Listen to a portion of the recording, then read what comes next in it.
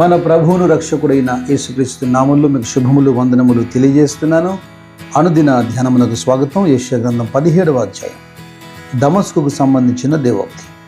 దమస్కుతో దేవుడు మాట్లాడుతున్నాడు. అది పట్టణము కాకపోవలసి వచ్చెను, అది పాడైన దిబ్బగా మిగులుతుంది అని.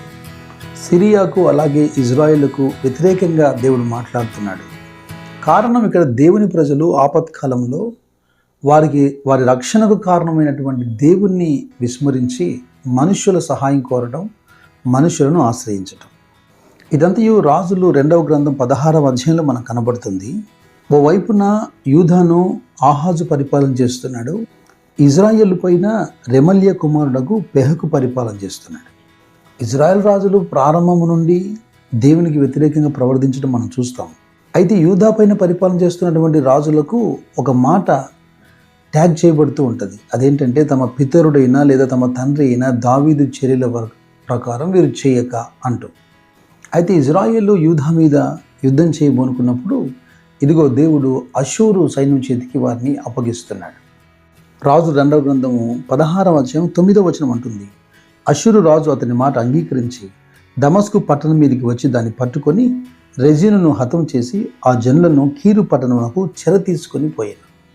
ఆమోసు గ్రంథం 1వ అధ్యాయం 3వ వచనంలో యెహోవా సెలవిచ్చినదేమనగా, దమస్కు 3 సార్లు 4 సార్లు చేసిన దోషములను బట్టి నేను తప్పకుండా దాన్ని శిక్షింతును అంటున్నాడు. దమస్కు చేసినటువంటి అపరాధాన్ని బట్టి, పాపాన్ని బట్టి ప్రవక్తల నోట పలకబడుతున్న ఈ మాటలు మీరు వినండి. దమస్కును గురించినటువంటి వాక్కు ఇర్మియా ద్వారా దేవుడు అంటున్నాడు, హమాతును అర్పాదును దుర్వార్త విని సిగ్గుపడుచున్నవి, అవి పరవశములాయను, సముద్రం మీద విచారము కలదు, దానికి నెమ్మది లేదు, దమస్కు బలహీనమయ్యను, పారిపోవలనని అది వెనకదీయుచున్నది, వణుకు దాన్ని పట్టెను, ప్రసవించు స్త్రీని పట్టునట్లు ప్రసవేదన దాన్ని పట్టెను, ప్రసిద్ధి గల పట్టణము బొత్తిగా విడవబడెను, నాకు ఆనందమునిచ్చు పట్టణము బొత్తిగా విడవబడెను, ఆమె యవనులు ఆమె వీధులలో కూలుదురు, ఆ దినమున యోధులందరూ మౌనులయుందురు, ఇదే సైన్యములకు అధిపతికు యెహోవా వాక్. ఆ ప్రస్తుత పరిస్థితుల్లో రాజులకు మాత్రమే కాదు, ఈ ప్రపంచమందరికీ దేవుడు ఒక సందేశం ఇస్తున్నాడు. యెషయా ప్రవక్త 31వ అధ్యాయంలో 1వ వచనంలో అంటాడు, ఇజ్రాయేలు పరిశుద్ధ దేవుని లక్ష్య పెట్టకయు, యెహోవా యొద్ద విచారింపకయు, సహాయం నిమిత్తము ఐగుప్తు వెళ్ళుచు గుర్రములను ఆధారం చేసుకుని వారి రథములు విస్తారములనియు రౌతులు బలాఢ్యులనియు వారిని ఆశ్రయించు వారికి శ్రమ. ఓ ప్రాముఖ్యమైనటువంటి పాఠము మనం నేర్పించబడుతున్నాం. దేవుడు సహాయం చేయకపోతే ఒక వ్యక్తికి సహాయం చేయవాడు కూడా పడిపోతాడన్న ఆ తాత్పర్యాన్ని యెషయా చెబుతున్నాడు. యెహోవా చేయి చాపక సహాయము చేయువాడు జోగును, సహాయం పొందువాడును పడును. దేవుడు వారి పక్షాన లేనప్పుడు, వారు యుద్ధానికి వెళ్తున్నప్పుడు వారు ఆ శత్రు దేశాలకి బహుమతులు ఇచ్చి వారి సహాయం కోరి వారితో కూడి, అంటే జనబలం మీద సంఖ్య మీద ఆధారపడి యుద్ధానికి వెళ్తే గెలవగలిగారా? ఎంత చెప్పినను మనుషులు గుర్రములను బట్టి రథములను బట్టి అతిశయపడుతూనే ఉన్నారు. ఈ యెషయా 17వ అధ్యాయంలో 3 నుంచి 6 వచనాలు మీరు చూడండి.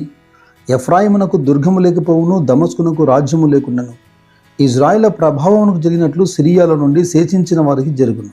వారి పరిస్థితి ఎలా ఉందంట? ఒక పంట కోస్తే ధాన్యం చేతికొచ్చినట్టు కాదు, పంట కోసిన తర్వాత పరిగె మిగిలిపోతుందే, కేవలం వారు ఆ పరిగె మాత్రమే అంటున్నాడు. బహుగా ఫలించినటువంటి ఒలీవ చెట్లలాగా ఉండవలసిన వారు ఒలీవ చెట్ల పండ్లను దులిపిన తర్వాత చివరి కొమ్మల్లో ఒక 4-5 పండ్లు మిగిలిపోతాయే, ఆ విధంగా శేషంగా ఉండిపోతారంటున్నాడు. కారణం చెబుతున్నాడు 10వ వచనంలో, ఏలయనగా నీవు నీ రక్షణకర్తయగు దేవుని మర్చిపోతివి, నీ ఆశ్రయదుర్గమైన నీ శైలమును జ్ఞాపకం చేసుకునలేదు, అందుచేత నీవు రమ్యమైన వనములను నాటుచూ వచ్చితివి, వాటిలో అన్యమైన ద్రాక్షవలను నాటితివి. అయితే లోబడని తన ప్రజలకు ఇదిగో ఆయనకు పిలుపునిస్తున్నాడు. యెషయా 31:6లో, ఇజ్రాయేలీయులారా, మీరు ఎవరి మీద విశేషంగా తిరుగుబాటు చేసిరో ఆయన వైపు తిరుగుడి. కేవలం ఇజ్రాయేలు మాత్రమే కాదు, యూదా మాత్రమే కాదు, ప్రవక్త అయిన హోషేయ ఇస్తున్నటువంటి మాట ప్రకారం 14వ అధ్యాయం 1-2 వచనాల ప్రకారం పాపం చేసిన ప్రతి వాడు యెహోవా వైపు తిరగాలి.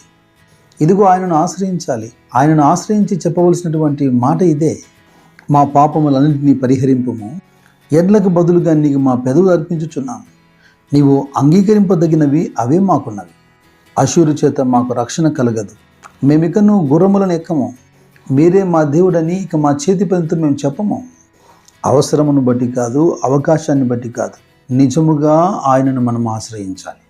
అయితే ఈ అధ్యాయం ముందు నిరీక్షణకు సంబంధించినటువంటి 2 మాటలు మనకు కనబడుతున్నాయి. యెషయా గ్రంథం 17వ అధ్యాయము, అది 7-8 వచనాలు. ఆ దినమున వారు తమ చేతులు చేసిన బలిపీఠములు తట్టు చూడరు, దేవతా స్తంభమునైనను సూర్యదేవత ప్రతిమలనైనను తమ చేతులు చేసిన దేన్నైనను లక్ష్యం చేయరు. మానవులు తమను సృజించిన వాని వైపు చూతురు, వారి కన్నులు ఇజ్రాయేల్ యొక్క పరిశుద్ధ దేవుని లక్ష్యపెట్టును.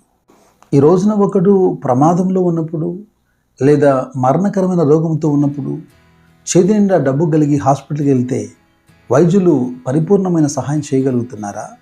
వారి ప్రాణం వైద్యుల చేతిలో మాత్రమే రక్షణ పొందుతోందా?